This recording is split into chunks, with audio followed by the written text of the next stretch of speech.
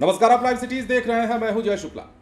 नीतीश कुमार के बिहार छोड़ने के फैसले ने सबको चौंकाया है। नीतीश कुमार का राज्यसभा जाना और बिहार के मुख्यमंत्री पद से इस्तीफा देना आने वाले दिनों में और भी बड़ी चर्चा का विषय बन सकता है। अब देखिए, हम ये क्यों कह रहे हैं, क्योंकि नीतीश कुमार के राज्यसभा में नामांकन के बाद से ही सियासत तेज हो गई है।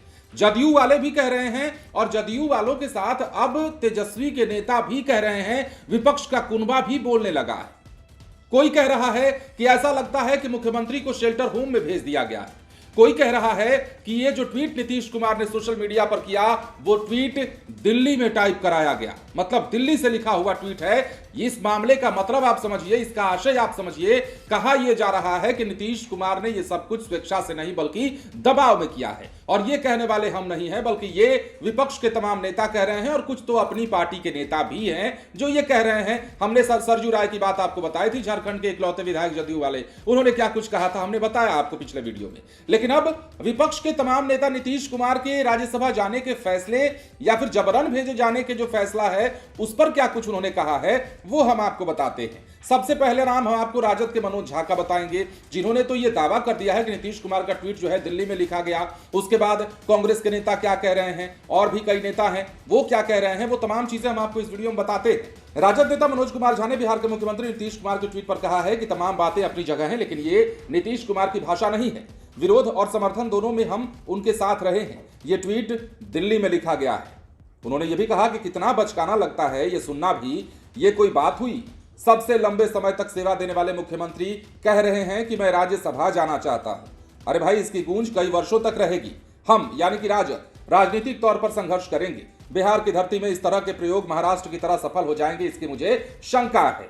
अब देखिए, बिहार के सीएम नीतीश कुमार के राज्यसभा चुनाव के लिए नॉमिनेशन फाइल करने पर शिवसेना के लीडर प्रियंका चतुर्वेदी ने कहा है कि जिस तरह जनता ने उन्हें इतने सालों तक अपना लीडर माना और उन पर इतना भरोसा किया, उन्हें वोट दिया, ये चुनाव भी उनकी लीडरशिप के आधार पर ही लड़ा गया। एंटी इनकम्बेंसी के बावजूद वो फिर से चीफ मिनिस्टर बने क्योंकि लोगों ने उन्हें वोट किया। लेकिन बीजेपी ने पीएचडी स्ट्रेटेजी अपनाई है, जहां वोट चाहे जैसे भी चाहे, चीफ मिनिस्टर हमेशा बीजेपी का ही होगा।